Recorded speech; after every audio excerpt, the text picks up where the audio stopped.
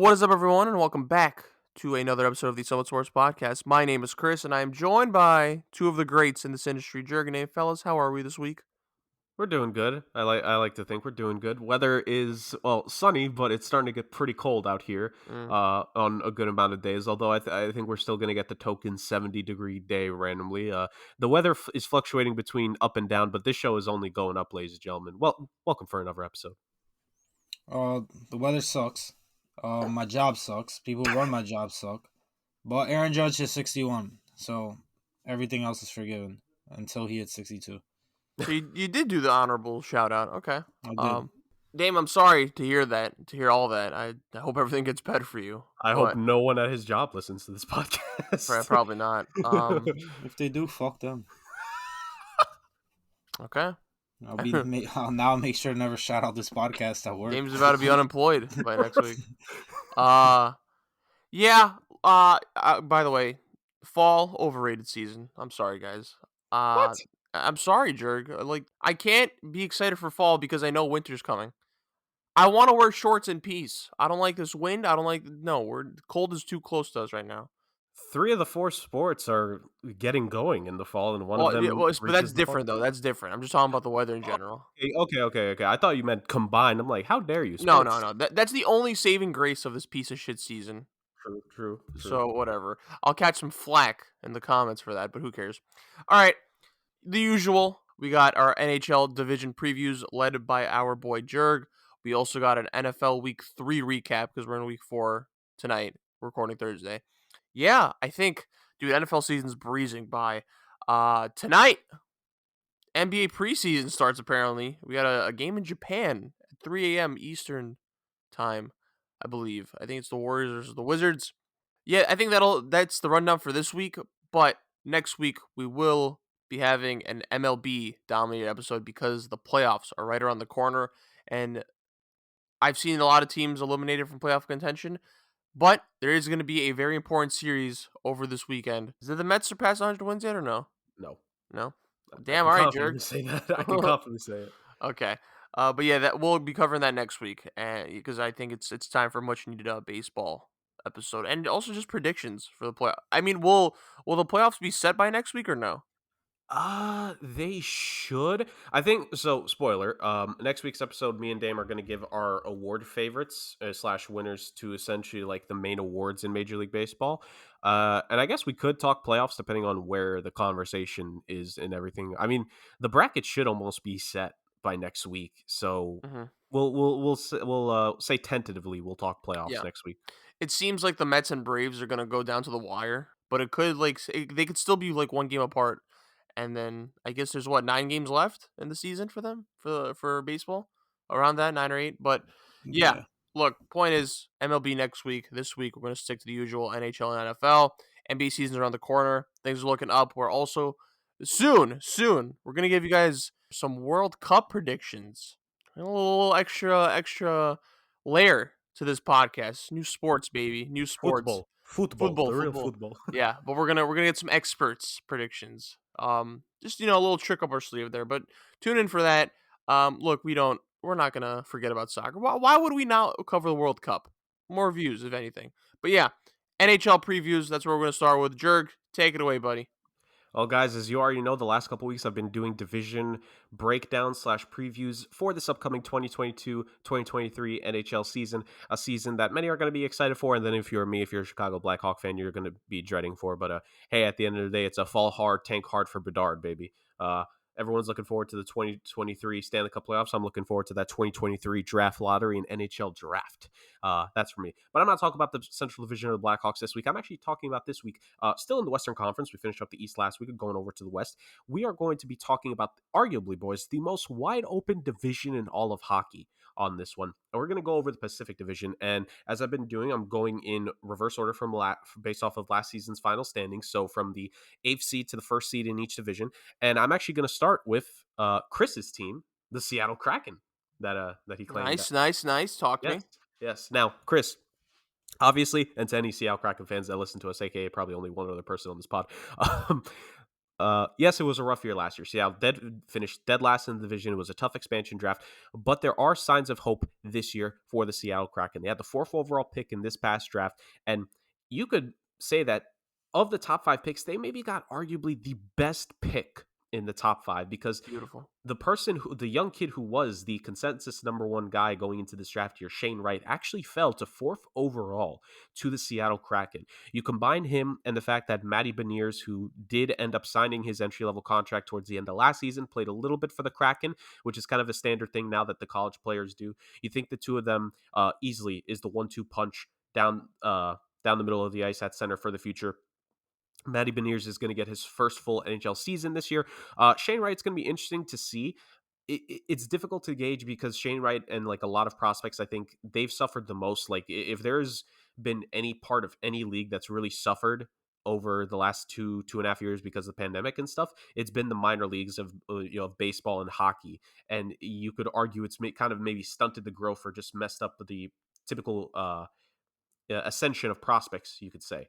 But Shane Wright, for all intents and purposes, is still an extremely talented player, is still very good. I just don't get why he fell to 4th overall. I thought he was going to get picked up by at 3rd overall by the Coyotes, but they chose not to, which was that a mistake? Who knows? I have plenty to talk about the Coyotes next week. But yeah, it was an amazing pick by the Kraken with Shane Wright, him and Matty Beniers for the future. Matty Beniers this season for sure. Will Shane Wright be there this season? I don't know. I think they'll maybe give him one more year in juniors, but I actually wouldn't be surprised if he does make the roster day one because he was supremely talented. I believe he was granted exceptional status to play in the CHL when he was 16 years old. And that's a pretty big distinction for these kids to get at the age of like 15, 16 to be able to get exceptional status to play in the Canadian Hockey League early. That's a big deal. So Shane Wright, one of those special talents. Aside from that, some other moves that the Kraken made. They got Andrei Burakovsky from the defending champion Colorado Avalanche. They signed him in free agency. They also got in a trade because of a cap dump Oliver Bjorkstrand from the Columbus Blue Jackets. Bjorkstrand is an incredibly consistent player. He's very talented, a 20-plus goal guy easily. He might even get more now that he's going to be on Seattle. So Seattle has the potential to put together some good offense this next season. The big question is, what will the play in net be? Both Chris Drieger and Philip Grubauer, they're big goalie selections last year. Drieger in the expansion draft, Philip Grubauer in the biggest shock free agent move of last summer. The two of them just both underperformed.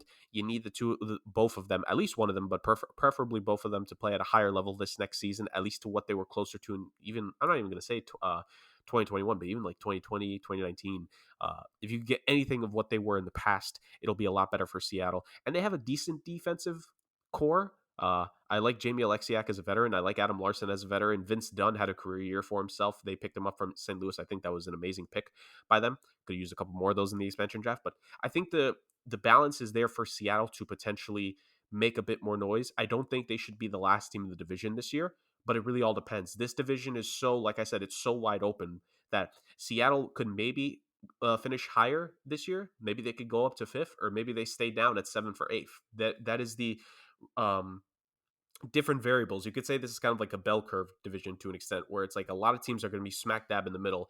One or two are going to be really great. One or two are going to be really down below. Where Seattle falls in that, not sure, but we'll see about them this upcoming season. Speaking of another team that finished towards the bottom, the 7th seed in the division last year, the Anaheim Ducks. It was tough at one point last year. They were 3rd, 4th in the division. Anaheim was looking like they were on a run, but the youth showed, the inexperience in some of the defensemen showed, and it was just ended up being too much for John Gibson overall. I think they may have dealt with some injuries as well to a couple guys.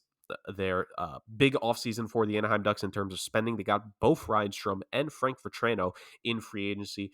Two guys, top 6, maybe third line for Vetrano's play style, but two guys who are great veterans, played big time in the playoffs last year for Vetrano, 13 playoff points for himself. Reinstrom, 54 points in the regular season. Big years by both of those guys. They both get handsome contracts, and they're going to be joining a young core here, headlined by some great offensively talented players, such as Trevor Zegras, such as Jamie Drysdale, Troy Terry. There's some great talent on this team. It's all about, the youth taking that next step. And will this team take that next step? I don't think so. If I have to be relatively confident in where a team will finish. I don't know if the Ducks will be able to be a playoff team this year. I still think there are teams above them in the Pacific Division. For me saying it's wide open, I still think the teams that were established in that division last year are still a step or two above the Anaheim Ducks. I think they still need more time to grow, especially because they're probably going to welcome another prospect on the roster this year. It wouldn't surprise me if Mason McTavish, their former, I believe, third overall pick, ends up making his NHL debut this season. Kid is big, strong, talented, has a good shot. I think he'll make his debut. It's really about the youth developing in Anaheim. Still need another year or two for growth there, but the building blocks are there. And I've said it over the last couple of weeks, especially last week. There were a lot of rebuilding teams in last week's episode. Commit to the process and go about it the right way. I think Anaheim has done that. I think last season was great for at least the first half of the year. The guys felt like they were playing meaningful games. I think it's going to be a similar case. I think first half of the year, Anaheim Ducks are going to be a team to watch out for. That'll temper off in the second half as these more veteran-laden teams would finish above them in the standings. But a veteran-laden team that I don't think will actually finish above the Ducks nor the Kraken. If I had to give a full division prediction, I think this is going to be the worst team in the Pacific Division this year, and that is the San Jose Sharks. Simply put, this team is in absolute cap hell. They are in purgatory, to say the least. Chris, Dame, we've talked about this with NFL and NBA teams where it's like they spend all the way up to the cap, but they're just not that talented of a team. They're not a playoff team. That is what the San Jose Sharks are. They have well-known names on the roster. You have Eric Carlson, you have Logan Couture, you have Timo Meier, you have Tomas Hertl, but it's just there has been something that has not been clicking on this team for quite a few years now. I think that's going to continue to be the case. Individual talent, you need a lot more than that. You need guys to be able to play together. You need a great staff. Who knows? Is it going to be different? New general manager Mike Greer was brought on. He's actually brother of Chris Greer and the first African American to have a GM slash executive of hockey operations, so something along those lines in his job title. Amazing hire, by the way, just diversity wise for the NHL that happened there, and I think Mike Greer is going to certainly have his hands full here, but I'm fairly confident that he can figure out what to do with this roster for this season. I think it's going to be a tough first shot because he was not left a great situation, but I think he's going to make the best of it and figure out what to do with this team going forward. So that I could say the future is potentially bright because I think Mike Greer is a great hockey mind, and I think the future for the San Jose Sharks, I think they'll have their direction eventually, but right now it's not looking good. Again, for me personally, I would probably guess they're going to finish last in the division, which sucks because there is a lot of talented players on this team. But I mean, San Jose is not the only team that has plenty of talent, but has underperformed the last couple of years. The Vancouver Canucks have been in that category as well.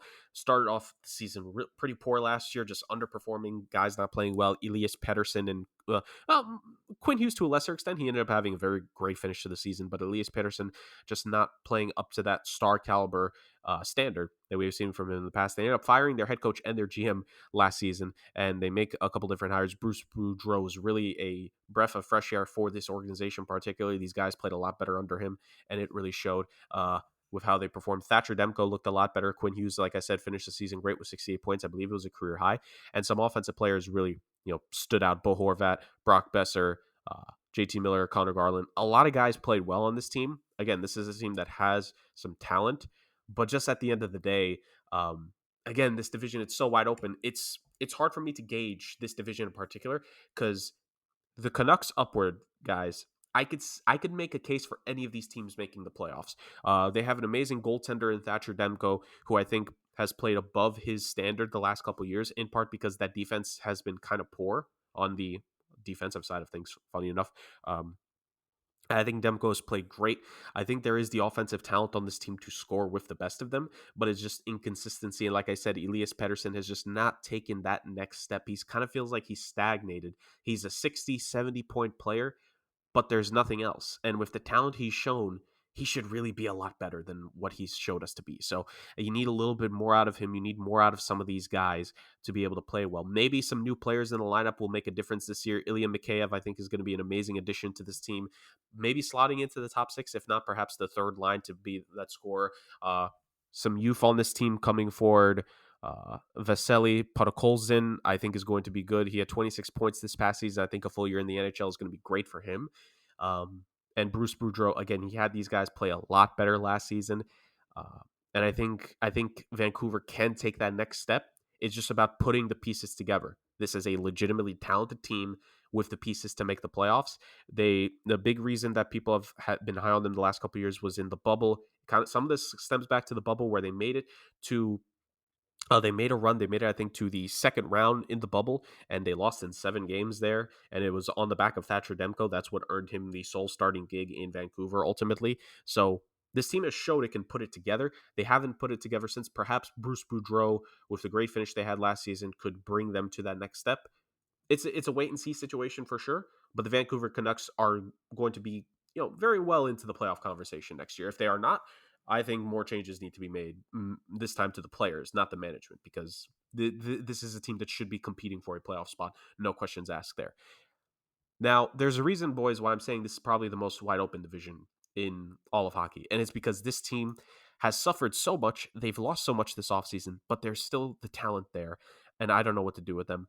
The Vegas Golden Knights, at one point the darling of the NHL, and now the most hated team by some people in the league as well. I don't know what the comparison would be in the NBA or the NFL in terms of they were loved when they first came in, and now they are absolutely despised by some people, mainly because of the way that management has handled the player personnel decisions since its inception. But the Vegas Golden Knights, a team that, again, there's guys there such as Alex Pietrangelo, who is, I believe, the captain of the organization, other talented players there in Jack Eichel, who they traded for last year, Mark Stone, Jonathan Marchessault. But injuries are the big thing with this team, and that's why I'm slowly leaning towards the fact that they may not make the playoffs, which last season was the first time in the franchise's history they missed it. It wouldn't surprise me if it goes back-to-back years here because of the injuries. Robin Leonard is going to be out, I believe, essentially for the entire season. Shea Theodore is starting the season on IR, and I don't think progress is looking good there. I think I've heard a few people say that he might miss out on the entire season. Nolan Patrick is going to miss out on the entire season, which is an absolute shame because I think the former number 2 overall pick would have had a really good year in Vegas had he got the chance to play, but sadly it's not the case. They traded Max Pacioretty for essentially nothing this past season. Pennies on the dollar is a very accurate description of what they've had to do with some of their trades in the last couple of years, just to free up cap space to be able to field a team in general. Like I said, there's still some guys there. They were able to retain Riley Smith. William Karlsson is still there. That's really all I have to say about him. Maybe he could have a bounce back season, but who knows? Definitely need a lot more out of him. And the goaltending situation, I mean, Laurent Brossoit and Aiden Hill is actually not terrible. But the problem, and I said this last week, I don't like it when backup goalies have to be a full-time starter.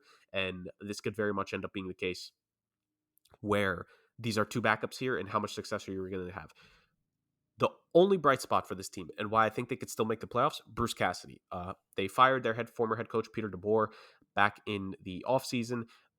Relatively early on, like I think just after the regular season ended, at least in my memory, that's how it went down. They should have probably fired him even earlier than that, but they fired Peter DeBoer. They hired Bruce Cassidy, the deposed head coach from the Boston Bruins, who I mentioned in a previous episode.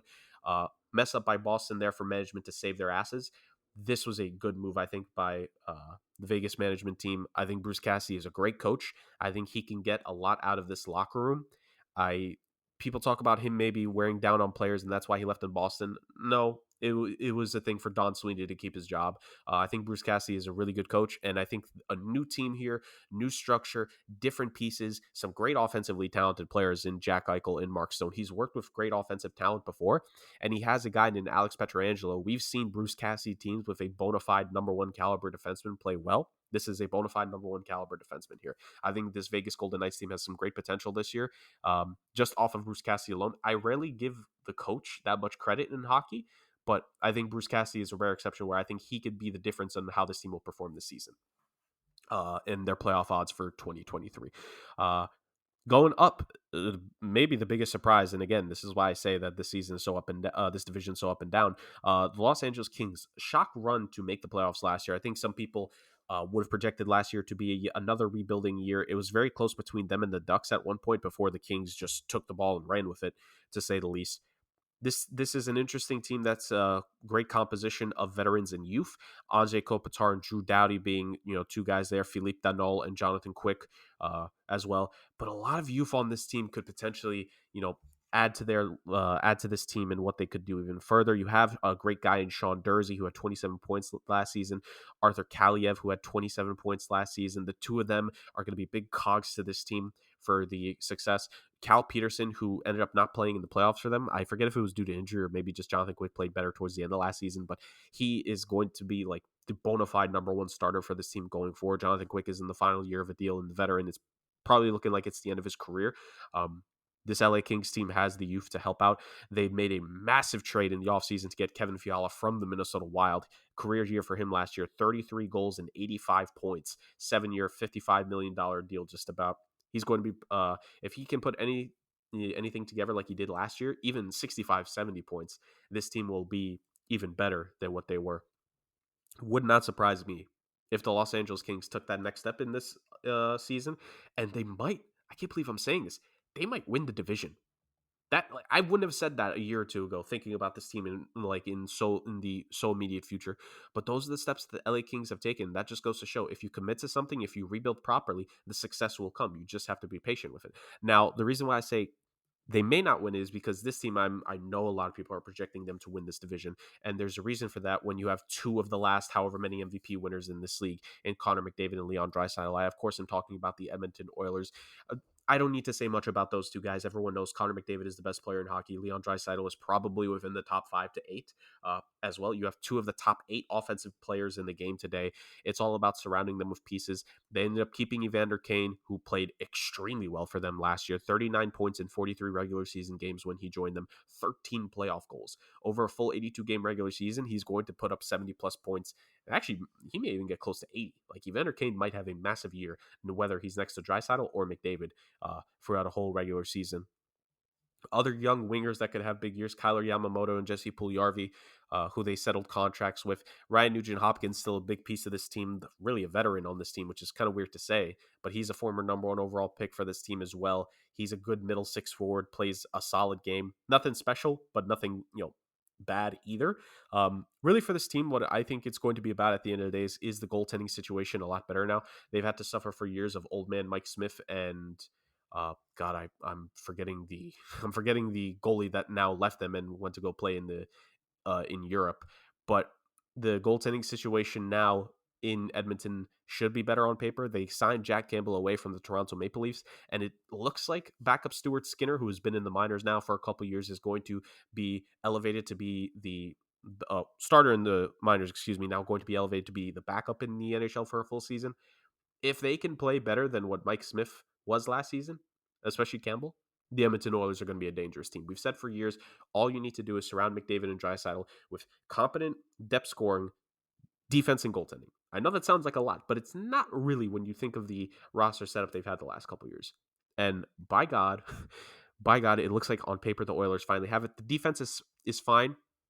It's competent. I would like them to maybe make another addition or two for maybe penalty kill purposes, because I think they're very offensively inclined with the likes of an Evan Bouchard, who had 43 points last year, and a Tyson Barrie, who's a power play specialist.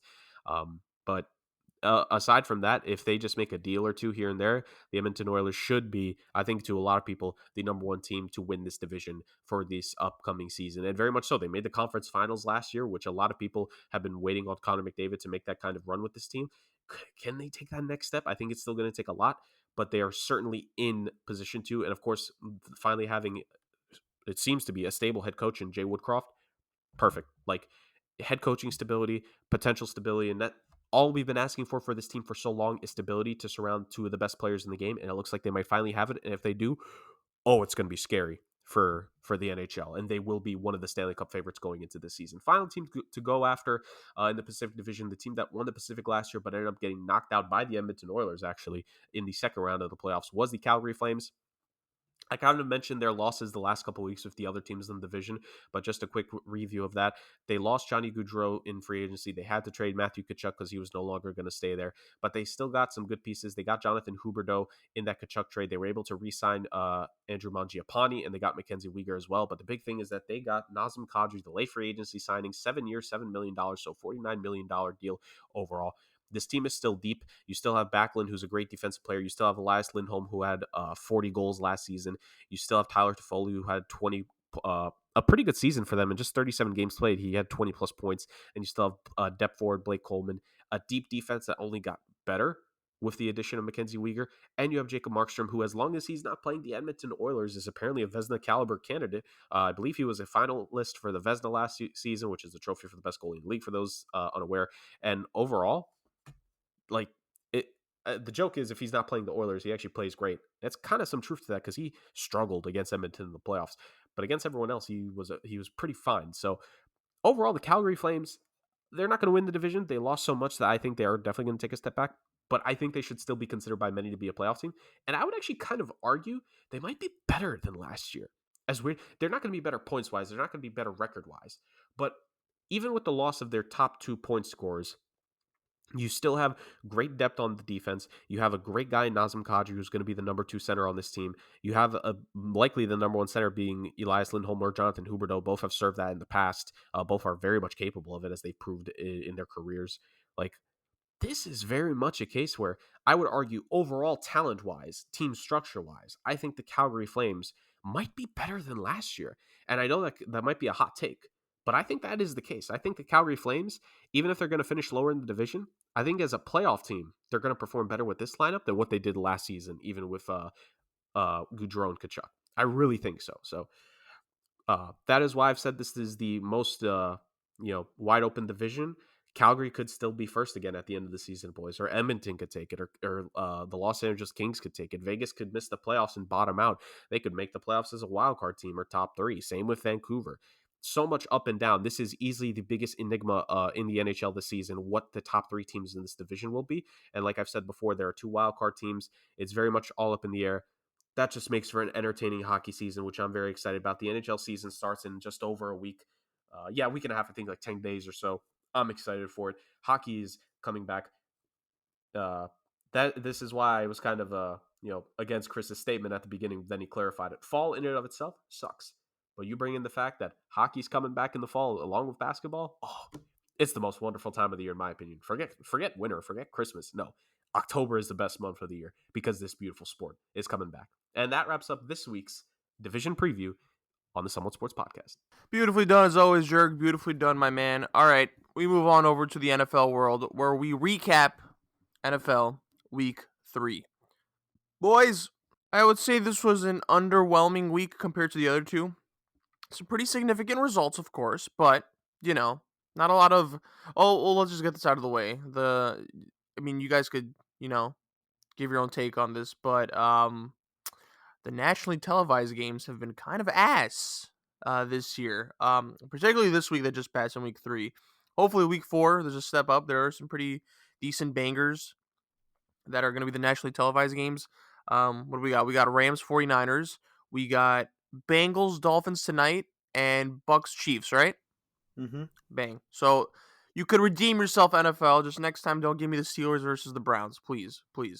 All right, fellas, let's just talk about the most notable games that occurred in Week 3. And I have some questions based on those results. And then you guys can give your own 2 cents. Wink, wink.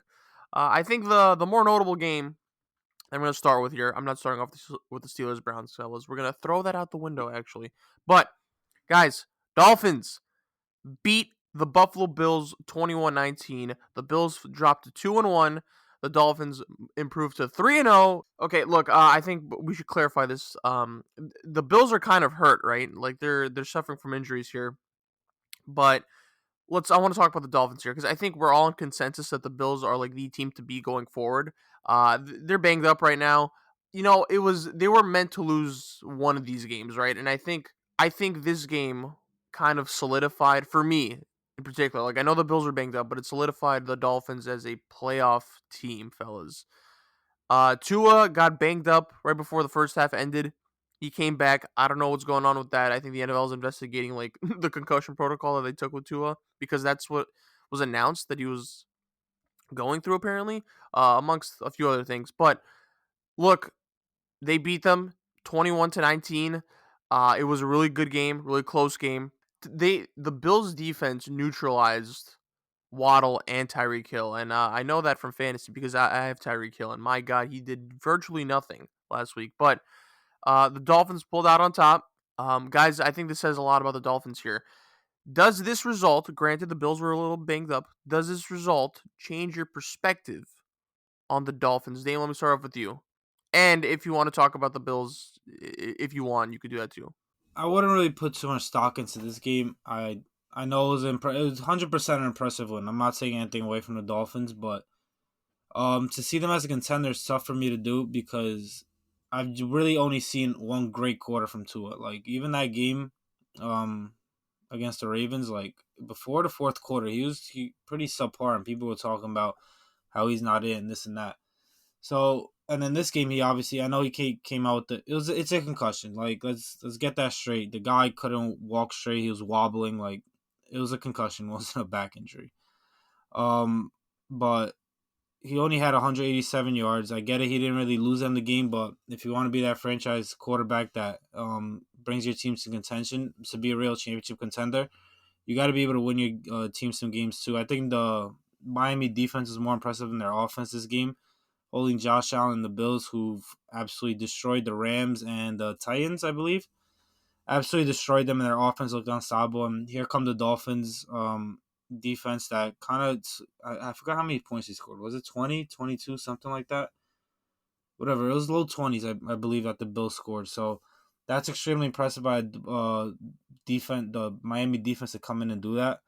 The concerns for the Bills with their injuries are mostly on the defensive side, so I'm not really going to take anything much into that because they did play pretty well. I mean, holding the Dolphins to 20, I forgot, also mid-20s instead of like 30s when they had Tyreek Hill, Jalen Waddle, and Tua, and you have that banged-up secondary. Like, it would be, no one would have blamed them for giving up 30-plus points and expecting the offense to score that much. But Bills' defense is obviously for real, even with the injuries, but the Dolphins, I just think I need to see more. I need to see Tua actually go out and win a game for them for me to really take them more serious than they're expecting.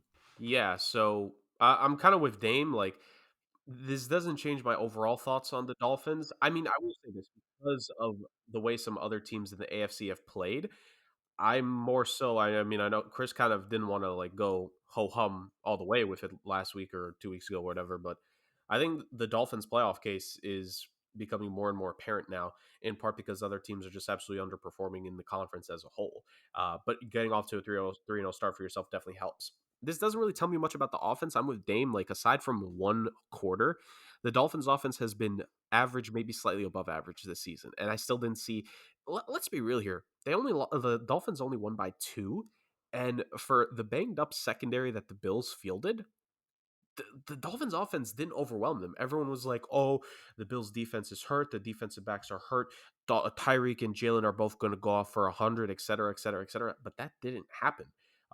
First off, I mean, gotta give Buffalo props for that, and also just overall like the weather conditions there and how stupid hot it was. Like Stephon Diggs himself like commented about it, like guys were just tired. Like that was the most that those guys. That's probably the most they'll sweat in a game this entire season because the weather was just ungodly hot and humid down there in Miami for that game. But I think overall, what that win told me is that the Dolphins' playoff odds are real, and also kind of like Dame alluded to, I have a lot more faith in this Dolphins defense now and what they could potentially do in a game by game basis than I think I had going into the season. I think my biggest concern with the Dolphins was going to be the fact of how their defense was going to play because I thought maybe they would take a step back because even though Brian Flores is offensively he failed in Miami, defensively he was absolutely outstanding in terms of a coach and some of the personnel decisions they made. And yes, there was still the talent there, but could McDaniels and his defensive hires make the difference? And really more so his defensive coordinator and stuff because I don't know how much attention to detail McDaniel himself is putting onto the defensive side of things. So, I mean, props to that. If that game told me something about the Dolphins is that defensively, if things go their way, they can force some mistakes because Josh Allen, like he didn't look good in portions, especially the last couple, like the very final throw. Yes, I know he dragged the Bills himself, but there were just still some throws, man, where he just it doesn't look like one possession he could be the MVP candidate we think he is, and the next possession he's gonna throw a ball right in the dirt to end the drive. Like, it's really weird. I think this game was more about the Bills not coming to play than the Dolphins stepping up to beat them. Because the way that game was, and the way it ended, especially with how time ran out and how pissed off that the Bills were, especially their offensive coordinator who absolutely lost it. I think Bro. Oh my god. He did lose it. It was that was kind of disturbing to watch. I don't know about you. Oh no, I loved it. I loved it Yeah, me when too. But it was like a nerd going off. I mean, maybe at least two of we relate to that more, Chris, because Yeah, Dame was a superstar athlete that is back in his true. day. Little But jock. for us, like, well, for them, like, I think the motivation from this game, like, I think the Bills are going to take like this are going to quote unquote take it personally the next time they face. That's my analysis on it. But Hmm. overall, it was a good win for the Dolphins, but it did. I don't have a vastly different opinion of them than when I entered that game. Guys, Titans beat the Raiders, much to the chagrin of Jurg. Titans finally get on the win column, whereas the Raiders are one of the only two teams that are winless in the NFL. I believe it's them and the Texans. Yeah, that sounds Okay, right. I don't want to talk about the Titans. Guys, how concerned are we with the Raiders? Jurg, let me stay with you. It's so weird. It's Yeah. really freaking weird because they've lost all these games. This is the weird part. They've lost all these games in different ways. In week one, it was just the Chargers being better than them and Justin Herbert outshining Derek Carr. That's going to happen, right? Like, Justin Herbert's a better quarterback than Derek Carr. I think we can all agree on that. Week two, they had the double-digit lead. They blew the double-digit lead. Their offensive play calling stalled.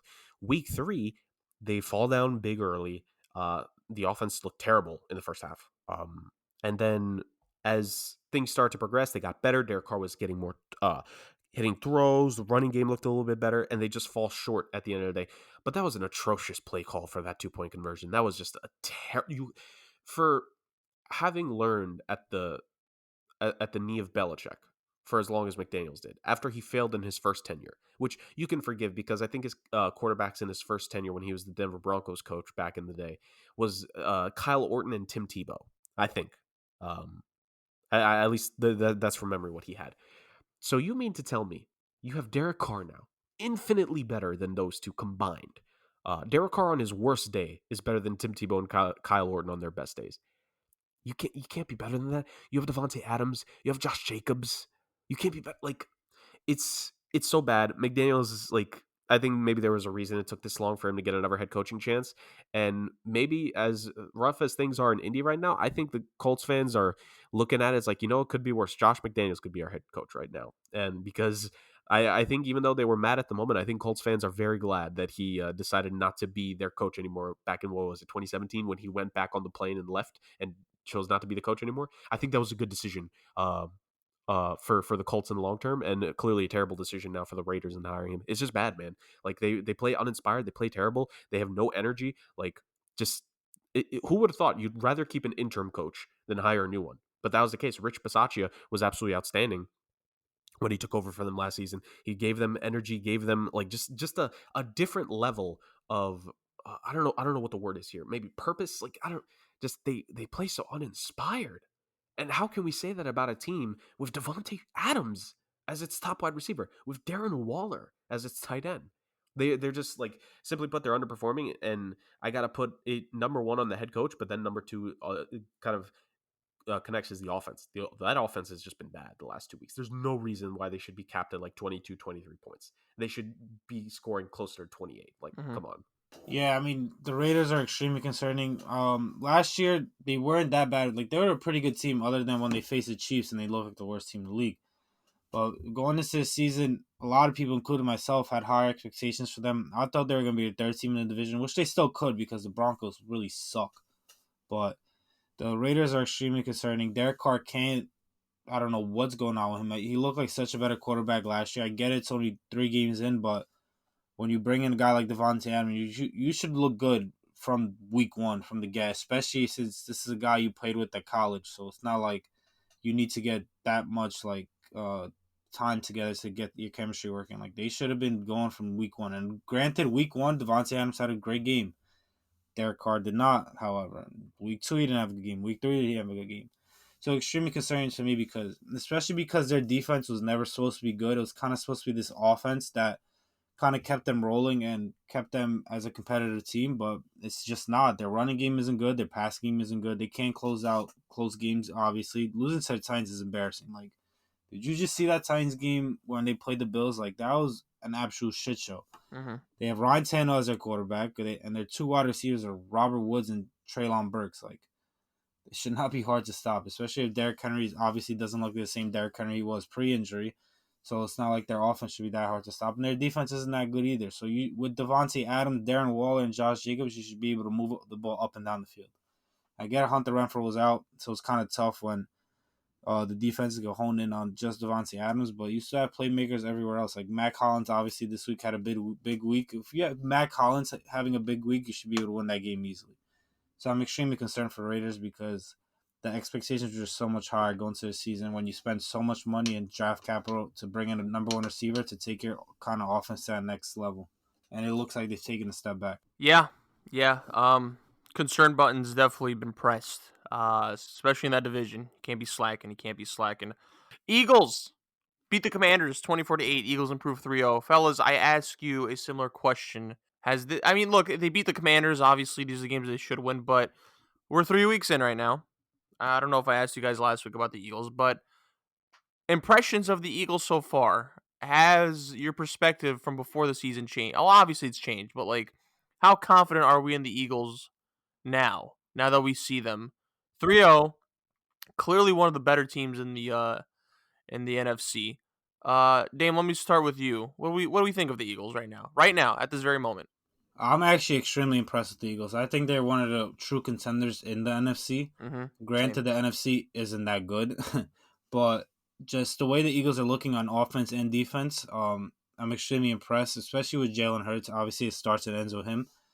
He's not only making an impact with his legs, but the most important part is making an impact with his arm. He's thrown the ball extremely well. Adding a guy like A.J. Brown, of course, helps, but having A.J. Brown, Devontae Smith, Dallas Goedert, Miles Sanders, all the Quez Watkins, like they have weapons, and all they needed to do is get that quarterback to get them the ball, and that's exactly what Jalen Hurts is doing. And it's not like it's taken away from his legs either and his ability to run. Like he's making that happen as well, but he's making the throws that he needs to make. I think he's had all his games. I think he's already thrown for over 300 yards. And I know he was named the NFC Player of the Month as well. So just with the way it all starts and ends with him, like I just mentioned, and that's why I do believe that they're one of the contenders, because if Jalen Hurts can continue this play just as he is now and really be able to throw that ball, and defenses can't really hone in on his running game and his ability to run, wow, they're going to be a real team to watch out for going forward, because that defense is already really good, especially that secondary. You see them locking all these great receivers up. But when you add an explosive offense like that, man, this team can honestly come out the NFC if they continue like this. Yeah, they're the only undefeated team in the NFC right now. I'm right there with him. I definitely questioned this team going into the season, and they've certainly proved me wrong, to say the very least.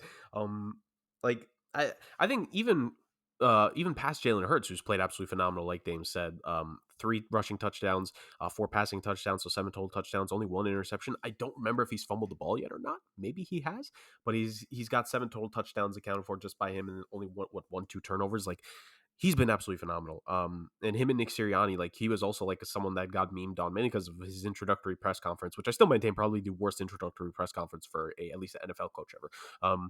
Like, him and Sirianni have proven to be a really good duo. Even going back to last year, and then you add the talent of A.J. Brown, like they're good, and Devonta Smith as well. After that first game, he's really played a lot better. But I think the defense, really, for myself, I looked at this. I even said it on this podcast. I'll admit I was wrong. I looked at this Eagles defense, and I thought it was pretty good. Yeah, I thought it was above average. I didn't think there was anything like special about it. But I see the way that Fletcher Cox and Brendan Graham, the 2 lifelong, like career-long veterans, they've been with the Eagles their entire careers, and the way they've played. I see Darius Big Play Slay and James Bradbury being the corners on this team. I see Hassan Reddick. He only has 1.5 sacks, but you could tell, like, he, along with Graham and Fletcher Cox, he can make that difference on this D-line.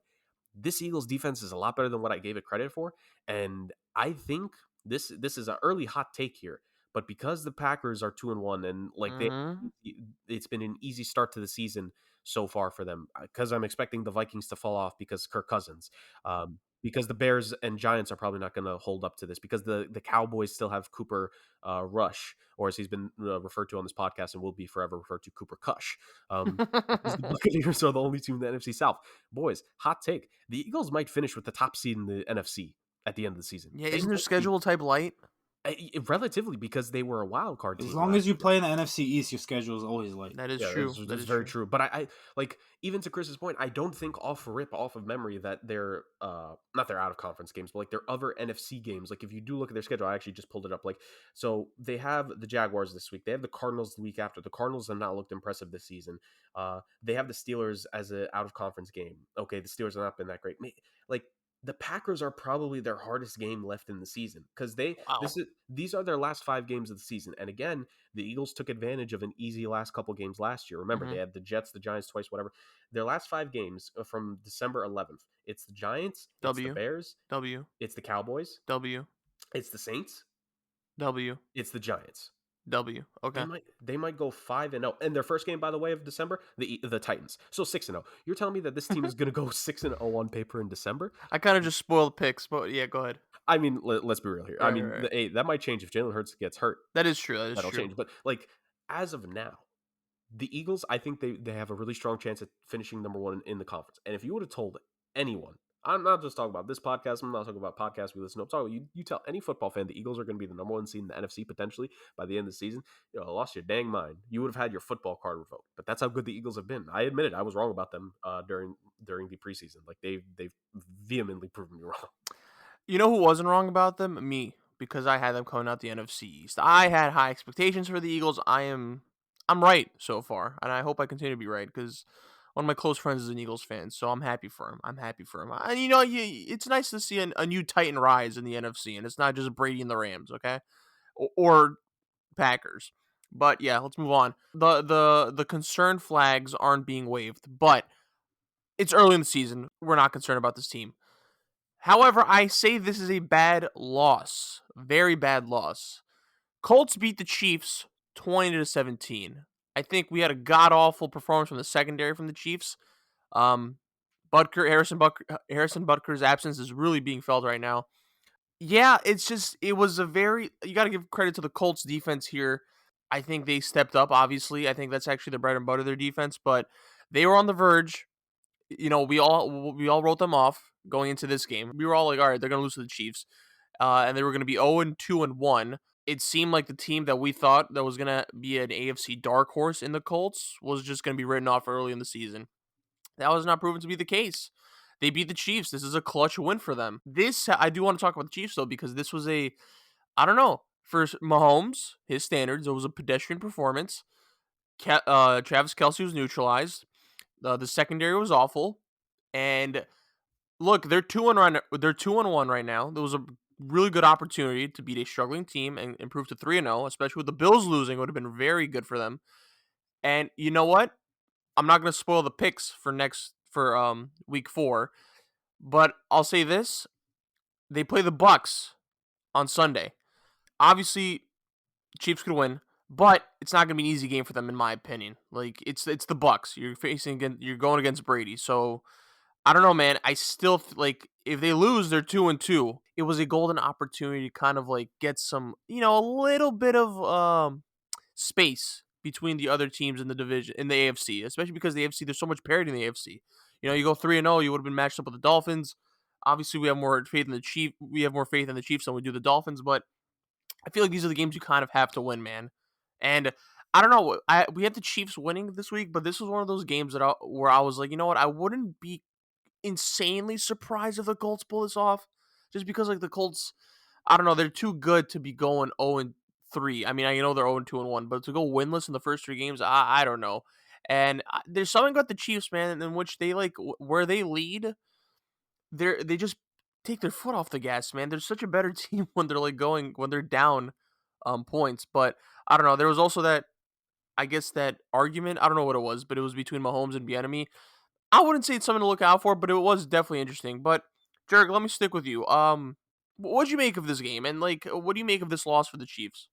Well, I forget if I said it on the pod. Maybe I said it like in just like the group chat after. But like, the Colts weirdly always play the Chiefs well. I've Yeah, never understood it. Like, okay, no, let me be real here. Like, Jonathan Taylor is a key part to that. You have a great running game, you'll be able to match up with that. But it doesn't matter who the quarterback is. This Colts team just finds a way to always compete with the Chiefs. And that's been the case in the Patrick Mahomes tenure as well. So you can't just write it off to this is what. No, they consistently do this. Is a lot of bad offensive play calling. I think there was a lot of cases, and we're actually going to talk about. Funny enough, actually, I don't know when we're going to talk about the other team. Because Bucks and Chiefs are one of the big matchups this week. The Bucks also had this issue in their game with the Packers. They got themselves in a lot of third and longs, like 3rd and 7, 3rd and 11, 3rd and 12, and a couple turnovers on downs because they kept trying to go for it. Bad offensive play calling overall for the Kansas City Chiefs, which like usually when they lose, I think for the most part, when the Chiefs lose, it's because a game like this where it was tight and maybe just the other team made an extra play, or they've lost big, like they lost a couple of games big last year, and it's like, oh, are the Chiefs like, is it done, right? Like when they lost to the Bills and the Titans last year, those were blowouts. They don't lose a game like this that often where you look at the play calling and you think, God, they didn't know what they were doing. And it kind of felt like that. Yes, when the Chiefs have played bad, which is, let's reestablish, very rare since Mahomes has been the starter, but when they have had bad games, and let's just say, like, I know it's pedestrian, it was a bad game. When it's been less than, ideal, you could still say, oh, they had a couple plays that just didn't go their way. Like someone, dropped it. They should have read this better, should have read better. No, I just think they didn't know what they were doing in that game for whatever weird reason. Look, I've praised this Colts defense before, even though they got off to the rough start. I loved Darius Leonard. I loved Stephon Gilmore as an addition for them in the offseason, and I thought Kwity Paye was going to be big, and DeForest Buckner as well. There's talent on this Colts team. I've never denied that, but it just looked like the Chiefs didn't have any answer on a consistent basis. They get off a play here, they got off a play there, but it wasn't consistent. Like you said, it was big that they missed Harrison Butker. And look, I'm all for my kickers and punters for the brand, baby. But that cannot be the difference for a team like Harrison Butker. No kicker should be the difference between you winning or losing the game. Like, legitimately, it shouldn't have been. Like, they should have won this game by 10 plus points, and they didn't. Offensive play calling, like, is this probably going to be just a 1 week deal? Yes, but I don't like the fact that they looked so out of sync. This has nothing to do with that little post game arguing match between Eric Bieniemy and Mahomes. I don't care about that. Plenty of guys have had those issues. Tom Brady, Aaron Rodgers, etc. Guys have been upset with their offensive coordinators and coaches before. So I'm not going to crucify either Mahomes or Bieniemy for that little spat. That happens all the time. But what I'm concerned about is they just looked out of sync, and I don't think I've ever been able to say that about a Mahomes offense since he's like started there. I just like I can't think of another game where they looked out of sync, not bad, out of sync, that they could have put it together, but they just didn't. And I think that was the more concerning thing about that past game. Well, the second half of that Bengals game, though, in the AFC Championship team.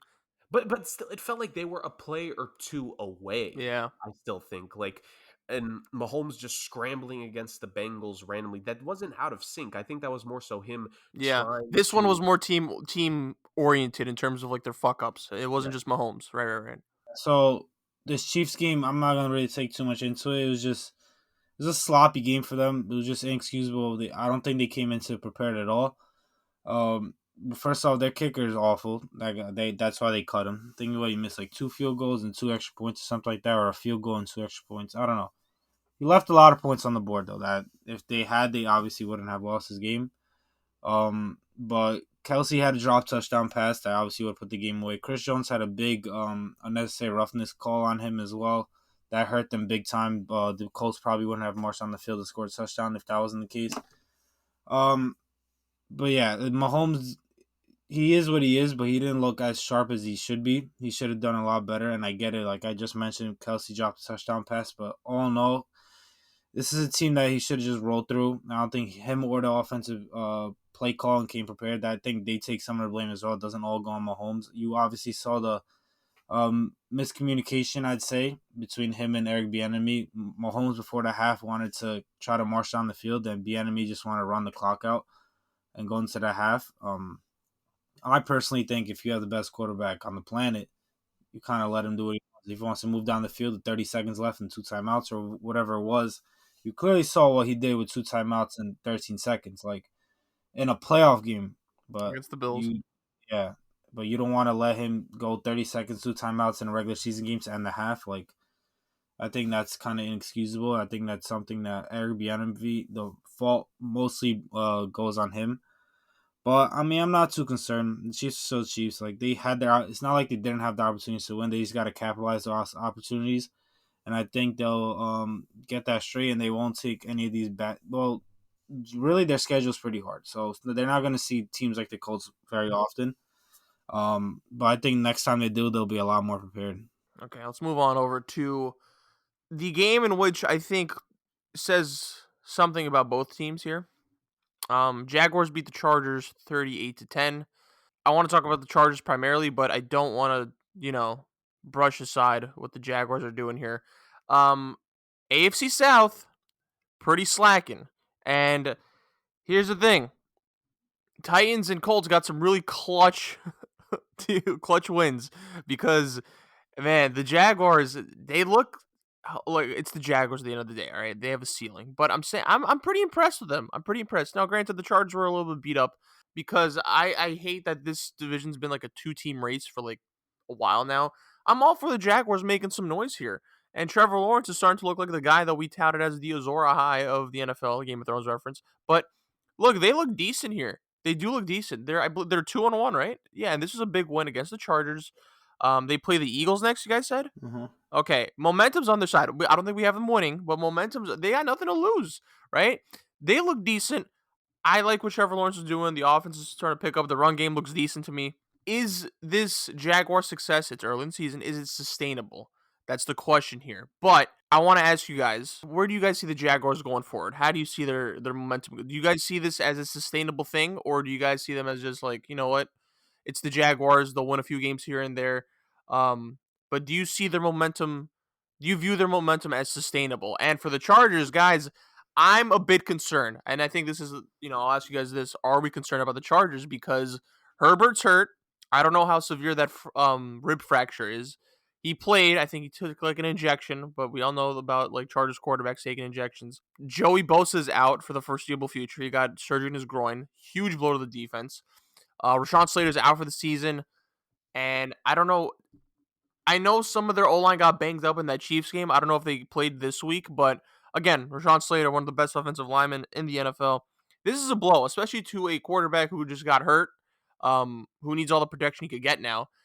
It kind of seemed like the Chargers, who we touted as one like a Super Bowl contender. Actually, it sucks because we love Herbert, and I would love to see the Chargers in the playoffs, but they kind of just fell apart right here, and it's out of their control. It's like they call the injury bug, but damn, are we concerned about the Chargers now? And they're what 1-2 right now? Yeah, they're 1-2.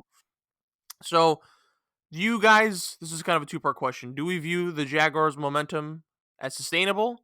And are we impressed by them? And also, is the concern button being pressed for the Chargers? Dame, if we finish off with you, let me start off with you. Let me start off with you on this one.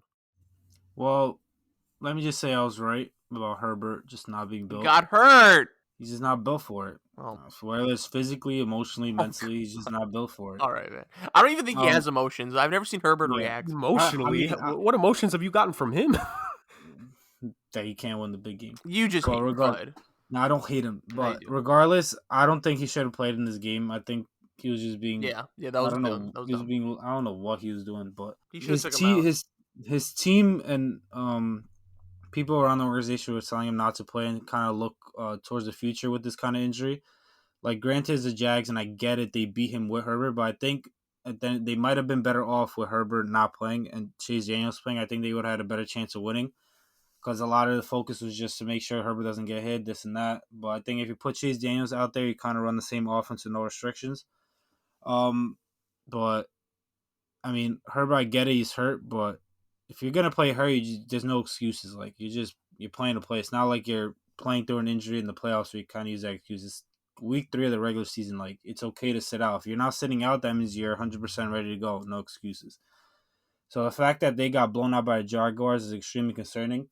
Not only for Justin Herbert, which I've mentioned how he's not him yet. He has the potential to be him, but he's not him.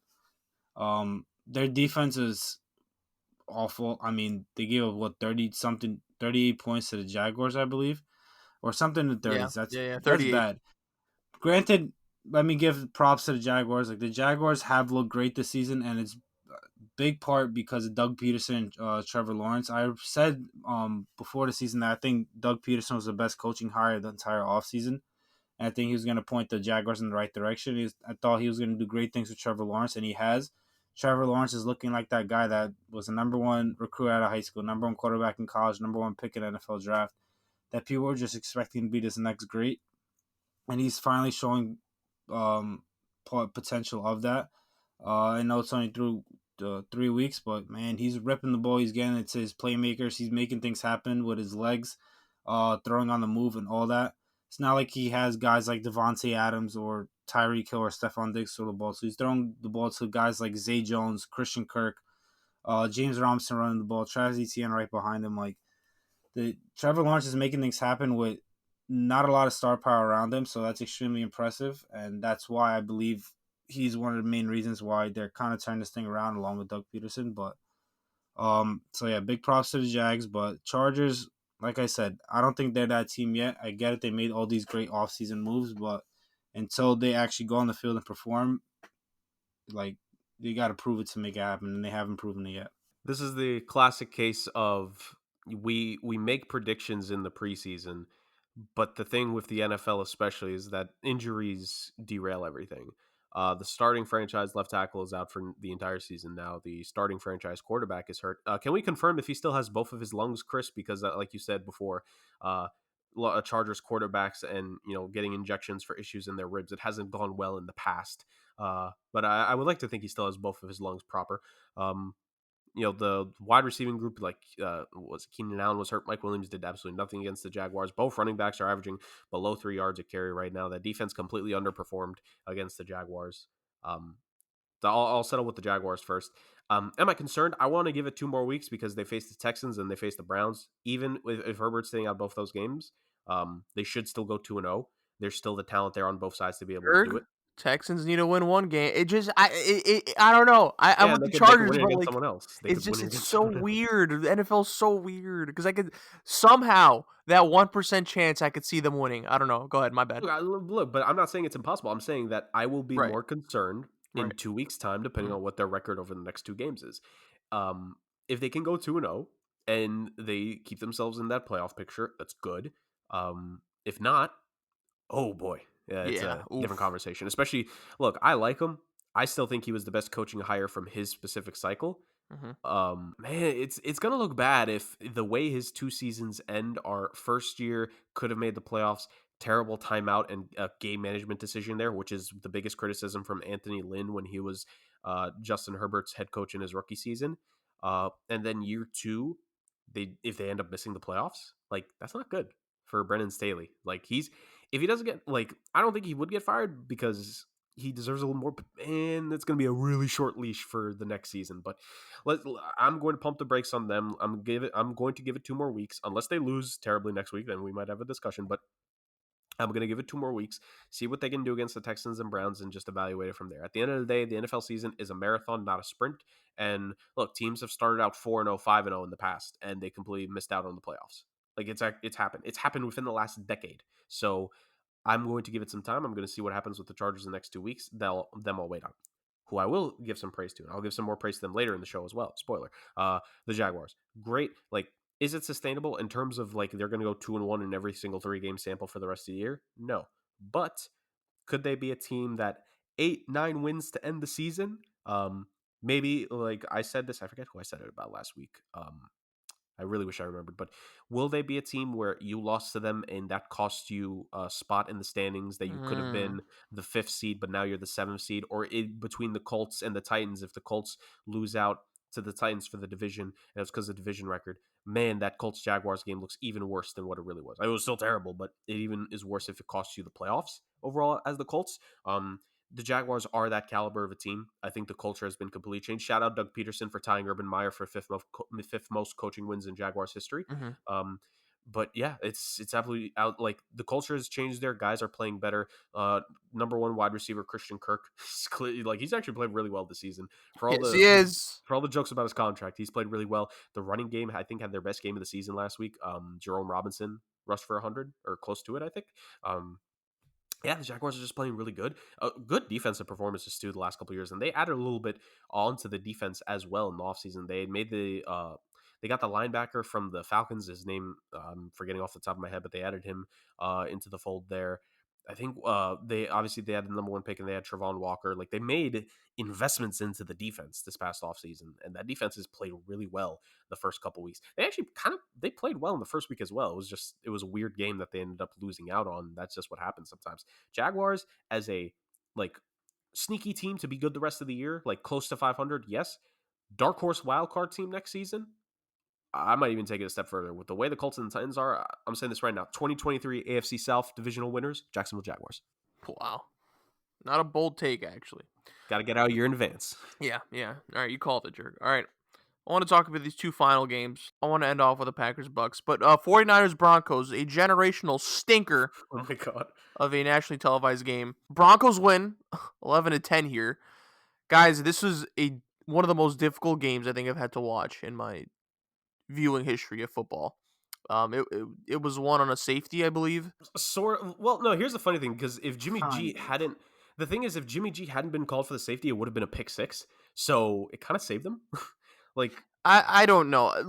The point is that this game, I feel like no team won this game. I just think that the 49ers kind of lost it. Yeah. It's which team sucked less. But look, the Broncos win by the skin of their teeth. They go 2-1. I don't even know what to ask. Like, what do you guys make of this game, and what do you make of this? What do you make of both teams now? I mean, I think both. Wait, the Niners are 1-2? Yep. So the Niners are 1-2. I still think I have some type of hope for the 49ers. I still think they could kind of get it done. I think Shanahan will adjust. Look, they're familiar with Jimmy G. This isn't anything new to them. But, man, it was such a rough outing. And for the Broncos, look, I mean, they got the job done. I think that's the most important part here. They're 2-1. Chiefs are going to be playing the Bucks. I still think the Chiefs are going to win that one. But the Raiders are 0-3. And then the Chargers are beat up. So, look, I think the Broncos... There's a beacon of light. Even though this game was ugly, there's a beacon of light. So, and the Broncos play the Raiders next. And, oh, man, I don't know. The Raiders kind of need a win. They're desperate. But, I mean, what do you guys make of this game? What do you guys make of this result? What do you guys make of, like, both teams going forward after this game in particular? So, I think I ended off with Jurg. Jurg, talk to me. I'll be quick here with throwing it to Dame because I'm not going to give any of these two teams any kind of limelight because of that terrible game that they put on for us. I'll be quick. I still have some faith in the 49ers. If Jimmy G had started game one, they'd be 2-1 and we wouldn't be having this discussion. You replay that Bears game with Jimmy G as the starter and they would have the 49ers would have won. Let's just call a spade a spade. So I'm not worried too much about that. I think a terrible game by Jimmy G, but I think he just needs to get back into it. We've seen him play well before. He randomly, like the 49ers randomly do well against the Rams as well. So I don't think it's going to be a blowout game between the two of them on Monday Night Football, which thank God for the good slate of primetime games we get. I think overall, like, rough game, yes. Kyle Shanahan, you got to figure some stuff out here, Chief. I know, like, I criticized the 49ers going into this. I know there are some, issues with the offensive line and guys were coming in injured still. Like, George Kittle apparently gets hurt every single goddamn early portion of the season for his career. But, like, they will bounce back. Maybe not next week because it's the Rams, so, like, who knows? They might be starting out 1-3, but they started out poorly last year, and I never lost faith in them. They ended up making the playoffs. They made the NFC Championship. I'm not worried about them. The Broncos, I think this is the question you meant to ask, Chris. Are the Broncos at 2-1? Are they real contender for the playoffs, or are they frauds? They are frauds. The rushing touchdown that they had to actually score in this game, like, it was the first red zone touchdown they had yet. Let's recap. You face the Seattle Seahawks, who to hell and back were blown up this past summer. They lost the last remnants of that Super Bowl team from many, many moons ago. They have Pete Carroll, who, for all intents and purposes, this podcast agrees probably should have just retired. We know they're not going to fire him, but probably should have just given up. They had Geno Smith as the quarterback, future Seattle Seahawks Ring of Honor, a person in my first crown of the season, Geno Smith. Love him. But they lost that game. There's no reason they should have lost that game. And then against the Houston Texans, it took a touchdown from 20-plus yards out, once again, not in the red zone, to get them that win. Like, we could be nice for all intents and purposes. I'm not here to be nice. The Texans are going to be a bad team. They're going to compete for the first overall pick this year. They should have won that game by more. And now this also a game with the way the 49ers were playing, as the game unfolded, they should have taken way more advantage of, and they didn't.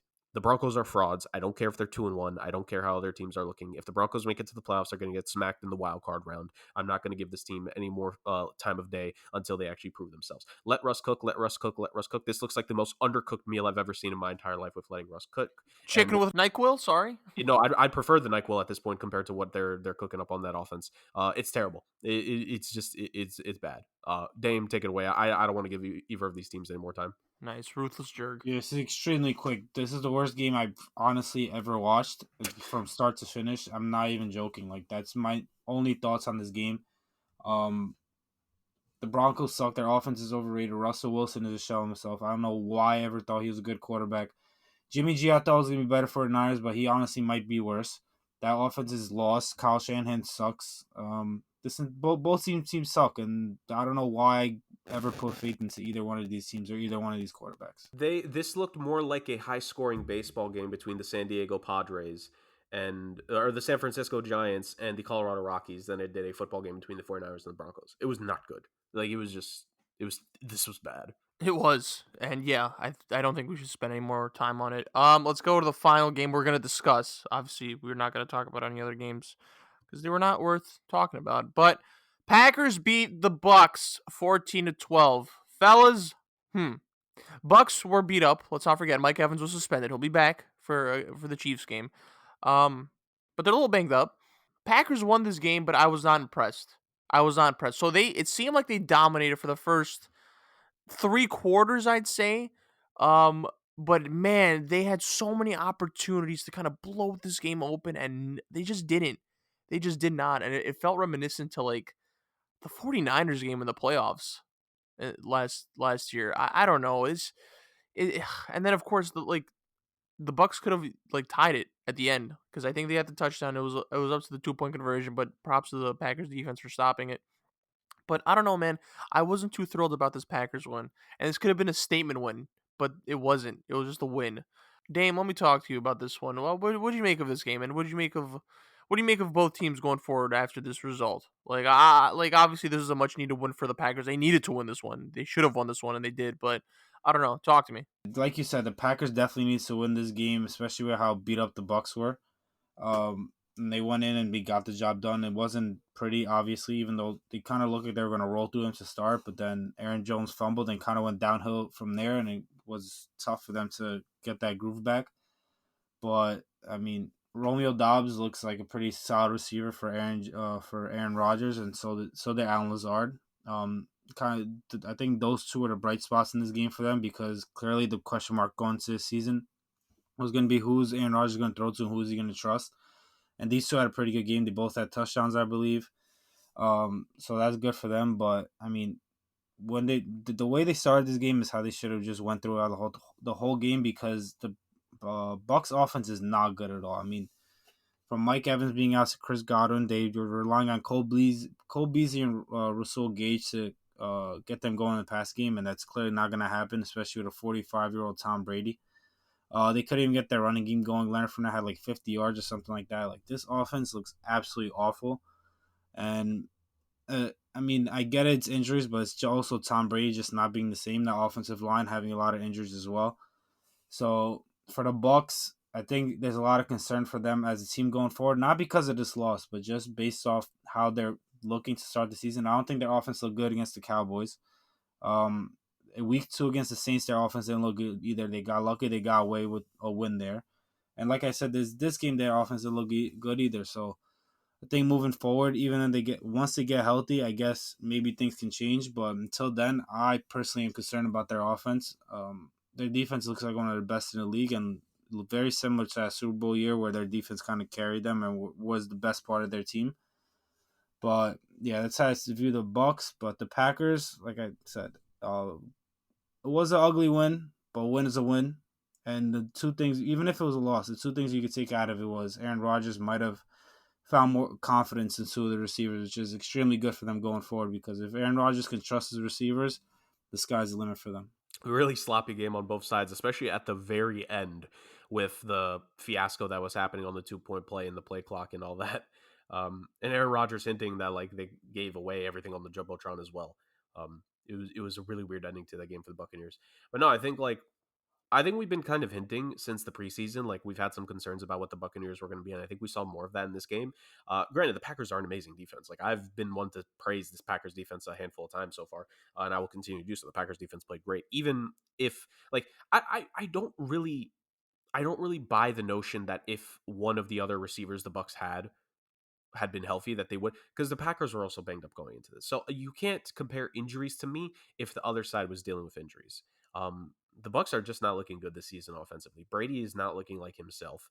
The defense has really had to play a big role in why they've gotten their victories so far this season. Like that offense is just, it's not looking good. A complete drop off from what they were last year when Brady, in what was his initial quote unquote final season, what did he lead the league in last year? Yards or touchdowns? He led in one of those categories. Like he I was think it was leading, touchdowns. He had like 45. Yeah, he has 45 touchdowns. right. Like he could have been the MVP last year, and he very much was a candidate for it. Like I don't I don't see why there's like yes, I know there are the injuries, but there's just been such a steep drop off for the Buccaneers offense. Same with the Packers, but at least the Packers put together, like you said, Dame. I was a massive again. I fell in love with Romeo Doubs late in the process. I love him for the Packers. I think he's going to end up like this could be the game that really sparks it for his rookie season. Alan Lazard, they missed him the first couple weeks. I think there was a reason for that. I think he's another big body there that makes a difference for this team's offense. And Aaron Jones and AJ Dillon, a little bit of a rough start after the mistakes, but they ended up putting it together. They did what they had to do to win. That's what matters for the Packers right now. And at the end of the day, hey, at the end of the season, head-to-head matchup, you have it over the Bucs now. Like that's big. Like this was could be later on in the season, could make a difference in tiebreakers kind of game with these two teams in the standings. I think that's a big deal for the Green Bay Packers going forward. They got the win when they needed to. That's really what matters the most in this one at the end of the day. Like kind of like Dame said, you just, even though I just criticized the team for how they won their previous game, but I think it's different with the Green Bay Packers and what we've seen from them this season. I think there's more hope to have from them than most other teams from the first three games of this season. The Buccaneers, they got to get it together, man, because that ship could be sinking if they don't get it together. I'm not talking about during the regular season. I'm talking about the playoffs. That ship could sink pretty quickly if they don't put everything together. Well, they got the Chiefs next, so I think that's a big game for both teams. It's like it's a good tester for both teams. Yeah, look, we said this before. Week 3's primetime games sucked ass. But week 4's primetime games seem to be very promising, and I hope they deliver. Yeah, like we said, Dolphins Bengals tonight, Thursday. Bucks Chiefs, which will be in Tampa. I think they're going through with that game. And then Monday we got Rams versus 49ers. Seems to be a little bounce back week for primetime games. But Clowns and Crowns segment of the week. This is their third week doing this. So who wants to start off? I'll do it. Okay. Talk to me, Jurg. So, guys, as you know, the newest segment that we debut on the show, Crowns and Clowns, on a weekly basis, we'll be giving out a crown and clown shoe /no/hair/ whatever we want to give out to different players, coaches, teams, etc., mainly more so individuals throughout the most part this season, depending on what we've seen for the previous week of NFL football. So, for me personally, I'll start off with the crowns, because I think it's better to end off with the clowns. My week 3 crown goes to, I spoke about him earlier, I'll say it again, Doug Peterson. I think he has completely turned around the culture from the toxic wasteland that it was under Urban Meyer. Trevor Lawrence looks better. He's playing with confidence. Guys on this team, I think, are playing a lot better, like the ones that were there last season that went through that absolute war-torn campaign with that scumbag. And I think it's just overall been a complete 180 from what it was. Yeah, they're playing good. Trevor Lawrence looks really good. Like, I'll admit, I was a little bit iffy on his hire because of the way things ended in Philly. But I also said, look, he's going to be a bunch times better than Urban Meyer. So, like, that's rang true. He's helped make a big difference for why the Jaguars are not just 2-1 to start, but why I think they could be a 7, 8, maybe 9 win team this year. They're in that range this season, in part because Doug Peterson has been a breath of fresh air to the organization. If only that's fool and fellow. He's not my clown this week, but he could be a clown any given week. Trent Baalke, if he wasn't the GM, man, the Jaguars would be even better set for the future. But alas, they have to deal with that. But Doug Peterson, he is no clown. He is a crown winner. Okay, Dame, do you want to go? Yeah. So crown, I'm gonna give to, this is a little biased, but it is what it is, Sauce Gardner. I think he had an absolutely amazing performance. I mean, going against Jamar Chase, one of the best young receivers in the league. Granted, he got locked up last year by Bryce Hall from the Jets as well. He had like 3 for 30. But this week, Sauce Gardner, the 4th overall pick, going into a big game against the Bengals. he's not the reason they lost, but man, he took away their number one receiver. He had like 6 catches for like 30 yards total. I mean, they're all basically just dump offs to give him the ball and hopefully get something going. But that big play where Joe Burrow tried to test Sauce Gardner 1-on-1 versus Chase near the right side by the end zone, and Sauce Gardner forced incompletion. I think that was just a statement play that to show like, yeah, there's a reason I was the number 4 pick in the draft. There's a reason why I'm here. And I mean, he's quickly becoming one of my favorite players. I already ordered his jersey after that game. Really? True story. I ordered a shirt because the jersey, they didn't have white in stock in my size. I was really going to get the jersey though. But he's quickly become one of my favorite players. And to have a game like that, being so young, and he's still pretty like skinny. He's not really built into his body, and go against a guy like Jamar Chase, who obviously had an incredible rookie season last year. I think is huge for him and huge for the Jets going forward. Yeah, so my crown of the week goes to second straight week. We're gonna have a Lion as the crown of the week, and similar to Dame, it's a cornerback. I'm gonna go Jeff Okudah. I think he missed most of last season, if not the whole That's a good season, one. right? Did he? Was he out the entire season last year? Yeah, I think it was last year or the year before, but he's been battling injuries on and off Yeah. regardless. So he's come back and he locked up Justin Jefferson, bro. I think Justin Jefferson had 14 yards. This past game against the Lions, he was virtually non-existent, and I don't know how many catches he had, but I don't have the stats in front of me. But Jeff Okudah Yeah, locked up 3 for Jets. 14. 3 for 14. Trust There you me, go. I know. There. Oh, okay. All right. So look, he locked up Jets. Jets was virtually non-existent, and I'm a believer in this Lions team, and I really like this Lions team. But yeah, Jeff Okudah, like it's such a good story that like battling injuries, he was a top pick, I believe, and now he's locking up the one of the best wide receivers in the NFL, who's had a pretty after week 1, he's been pretty quiet actually, but I still don't want to take anything away from Jeff Okudah. I think this is a performance to be celebrated. Let's transition to the clowns of the week. Anyone want to go first? Yeah, I have Jets as my clown of the week because Okay. he's a clown for making me think that he's Justin anywhere. Jefferson, you mean? Yes, Justin Jefferson. He's a clown. He's a clown. I'm a clown, and any fantasy owner who has him is a clown because after week 1, you think that's what you're expecting, or anything, something close to that every single week, and you think he's going to be maybe becoming the best wide receiver in the league, or maybe leading the entire league in receiving yards. But no, goes in there against the Lions, who have not been a good defense overall. I think they've given up 30 points every single game, and you have Justin Jefferson going in. You're like, damn, I feel good.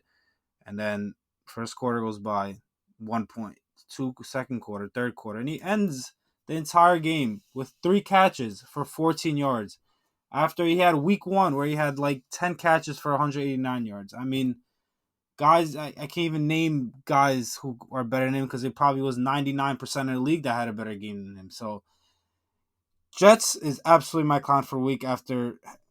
Mostly it has to do with how he started and how the downfall is going down right now. But he is absolutely my clown of the week for giving me hope for no reason. Okay. Fair. Jurg, I'll end with you since you probably usually end us off well. My clown of the week goes to the Giants O-line. Man, look, Daniel Jones isn't a good quarterback, but Lord Jesus, man, I think he was rushed 20 plus times on Monday against the Cowboys. Like it was disturbing to watch. I hope Daniel Jones doesn't get CT when he gets older, man. Like this is so bad. Evan Neal was absolutely absurd. Look, the Giants O-line has been ass for quite some time now, but God, it was just disgusting to watch. I feel bad for Daniel Jones. He's kind of had to deal this. He's had to deal with this his whole career, but O lines are really important in the NFL, man. Holy shit! Like you got to give credit to the Lions for building that shit up, but man, the Giants. Look, they were still in the game though. So you can make the argument that the O line being ass kind of fucked them up and lost them the game. I mean, Daniel Jones is Daniel Jones, but I don't know. It's hard for me to kind of place the blame on him this week because of how bad the O line was. So Jurg, that's my clown of the week, the Giants O line. Jurg, So I'm shocked because I would have expected someone to pick Jimmy G for clown of the week. I would have expected too someone easy. to pick the Dolphins special teams unit for the butt punt for clown of the week. Although to be fair, actually maybe that kind of saved them because it was kind of as a safety the Bills can potentially get it in for a touchdown. So maybe you could argue that maybe won them the game. But those were still funny, memorable moments, of course. No, my clowns of the week go to the Washington Commanders offensive coordinator, Scott Turner, and the Pittsburgh Steelers offensive coordinator, Matt Canada. And I really don't feel like I should be calling them offensive coordinators because, oh dear God in heaven, I don't go to church, boys, but I was very much considering having to go and wash myself of sins for this upcoming Sunday because of those two games. What the hell? What the hell kind of play calling were both? At one point, what was that graphic on the game for that Commanders-Eagles game? At one point, the Eagles had like -1 yards? -1? Are you kidding me? You're an offensive coordinator and you have -1 yards? No. Just no. Like Scott Turner, I'm not going to call for his firing because like he's been there for 3 seasons now. And I think like he gets a little bit more time, but that was just terrible. Like Carson Wentz absolutely got demolished in that game, to say the very least. Washington as a whole was just absolutely manslaughtered. I'm kind of close to being really fully out on the Commanders because that was a terrible game, to say the very least. I know it was against the class of that division, but man, that was just a bad game. And Cooper Kush is about to, absolutely throttle them as well potentially on Sunday. So it's looking bad. But Matt Canada, people are saying that this man should be fired after year 1 as offensive coordinator, and you know what? I can't disagree with them. It's looking terrible. The offense he's brought over clearly isn't working. I don't even know if Kenny Pickett can make it look good. Speaking of which, people are calling for Kenny Pickett. And in part, that's because Mitch Trubisky has been really terrible. And maybe Trubisky has been terrible because Matt Canada can't offensive play call his way out of a wet paper bag. It is just god-awful. The offenses that we saw from those two teams, I mean, really the clown of the week could also just be the 49ers-Broncos game as a whole. But more specifically, if we're talking about, again, offenses, those two teams could be the case. But Matt Canada has been terrible so far this season. There's a reason people are calling for his job. And then the Commanders, -1 yards at one point. Really? I know this is an audio medium, but I think most people could probably tell the look on my face that I'm making, having to have seen that. Like that was bad. Offensive coordinators, step up, or you will be, clowned upon on this segment and on the internet, because that was my clown of the week this week. Just bad. Yeah, very bad, very bad. Very bad. But yes, beautiful job as always, fellas. That'll do it for this week. Week 3 of NFL's in the books. Week 4 is right upon us. Jurg, where can they find us on the socials? Guys, I know we ended off with our clowns of the week, but I promise you, you would not be a clown. You would only be a crown if you end up following us on the socials at somewhat.sports on Instagram and somewhat_sports on both Spotify and YouTube. All our followers, all our subscribers, all our listeners, you guys are absolute kings and queens that listen to us on a weekly basis, and like just the pure shits and giggles that this podcast spews that we love to do every single week for very slowly approaching 2 years now, and it's been quite the process, to say the very least. But yes, somewhat.sports on IG, guys. The weekly NFL predictions always come out. We always share and drop when the latest episode is out. And of course, to watch the episode, it's on Spotify, it's on YouTube. Best sports podcast out there. I can't say it enough. This pod is amazing. We love having fun, and we love just talking our sports. That's the best part of this, because we get to do this pod together. These two absolute beauties, these two absolute beauts that I do this podcast with. It's amazing. So make sure you listen to this podcast on a weekly basis, because as I've been saying, guys, the last couple weeks, fall might be here, but this podcast continues to rise, and we're going to end off 2022 with an absolute banger the last few months. Hard to top that. I want to run through a brick wall for you, Jurg. Beautifully said as always. And yeah, really hard to top, but yeah. Jurg and Dame, phenomenal job as always. Appreciate both of you. To all the listeners listening, if you made it this far, we appreciate you greatly. And until next time, peace.